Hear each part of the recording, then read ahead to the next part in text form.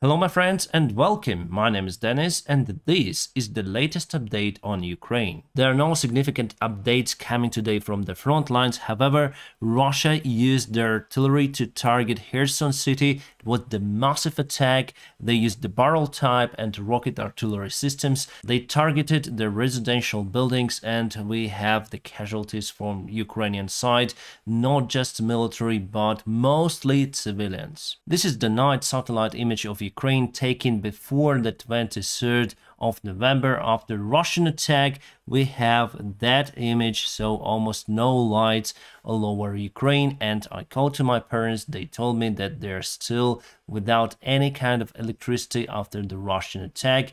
And as for Kiev, they have electricity, but it's been supplied to the households for just 2 and maximum 3 hours per day, which is not enough, so our people are struggling. The self-proclaimed leader of Belarus has said that they may use nuclear weapons against European and other countries who would use some sort of the provocations to get Belarus under their control. He said that Belarus has some sort of the agreement and Russia will protect its ally using nukes. Honestly, I don't think it's gonna be like that. Putin will not use nuclear weapons even if Belarus would be taken by NATO forces or Ukrainian army. It's been reported by Deep State that Russian forces left Kazachi Laguri, that's the point on the other part of the Dnieper River in Kherson region. And we know that they evacuated most of the civilians and also administrative staff from that part as well. So we do expect that they would withdraw their forces from the southern region. Putin's press secretary Peskov officially today recognized that they blackmailing Ukraine with the rocket attacks. He said that the Ukrainian government has all of the levers to regulate the situation and finish the suffering of its own people. They need just to follow the Russian demands. For the obvious reason, we're not gonna follow them, otherwise Ukraine would just finish its existence. So for us, as for people, my friends who stayed in Ukraine, they say that we'll stay without electricity for a long time, but not with Russians. The European Parliament finally approved the deal to give Ukraine $18 billion loan. So it's not like a gift, it's the loan. Hungary was against that deal, but I think finally they voted for it and we have a great support of our country in 2023. And I think that most of the money will not go to support the army, but to restore the power lines and electrical power plants. The problem for Russian attacks is still logistics, so they attack once in 2 weeks, around like that, and to perform that attack they need to collect the rockets, prepare the airplanes. Some of the airplanes, they are very old. Tu-95 is very old Soviet strategic bomber, but still they're gonna use them for the next attack. And before it, yes, we're gonna repair most of our power lines. Last weekend there were no any interruption in electricity, but today obviously it's not the case. Just look at this Russian Tsar humiliated even with his own friends. Yes, many of that country leaders do not support actually Russia. They joined the same military union, we call it ODKB, but they do not help Armenia, they're just useless. And just look at this distance, so Armenian leader decided to stay closer to Kyrgyz leader, and Tajikistan also a little bit separated from Putin, and he's been isolated even on photo. Those are Ukrainian soldiers on the front lines. Yes, the weather turned very bad, we have rains, we have fogs, and very wet stuff out there, dirt, mud. You see the classical trench war in a 21st century, unimaginable. And after seeing that conditions in which our army stays, we understand that even without electricity, it's better compared to that stuff. Our guys do a fantastic job on the front lines. It's crazy. Russia in United Nations said openly that the reason for the Ukrainian electrical power loss are not the Russian missiles. Those are Ukrainian air defense rockets. It seems like they live on other planet and think that other people are stupid and do not understand what is really happening in Ukraine.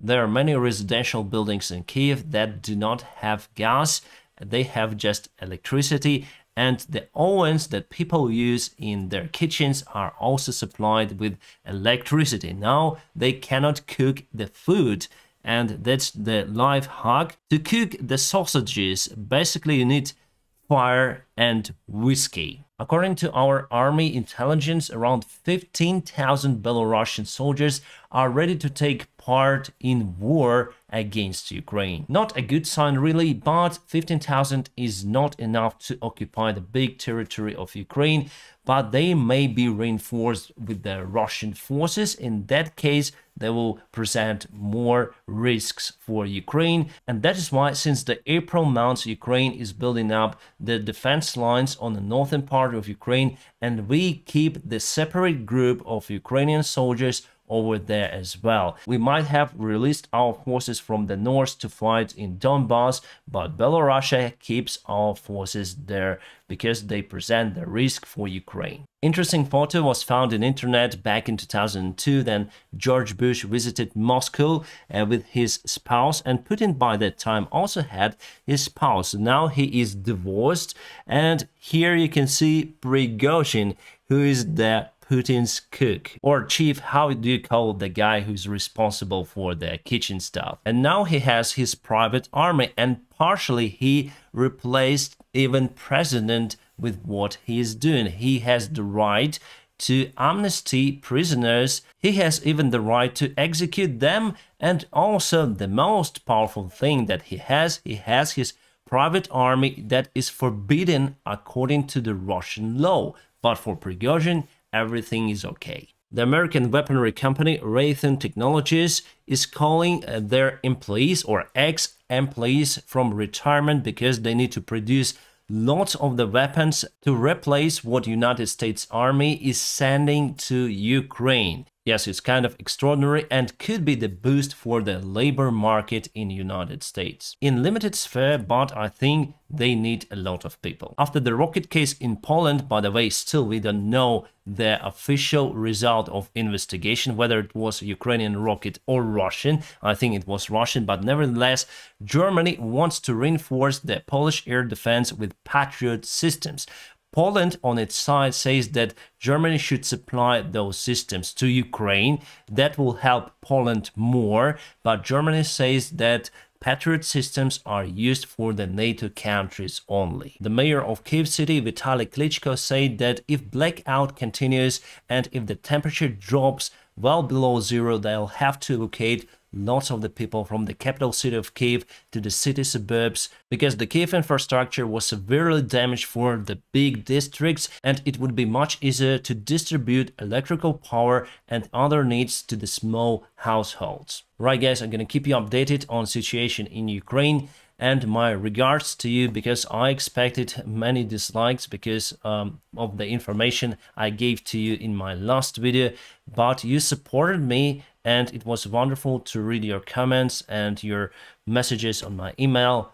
Thank you, my friends, for that. That's encouraging, and for that reason I'll continue my job on this channel. My friends, you are awesome, and if you want to support this channel, just press the like. If you want to support me financially, there are, as usual, some of the links below. You may support me on Patreon, PayPal, or Donatello, whichever is more convenient for you. Thank you so much for that. And I wish you all a peaceful sky wherever you are. Have a great time.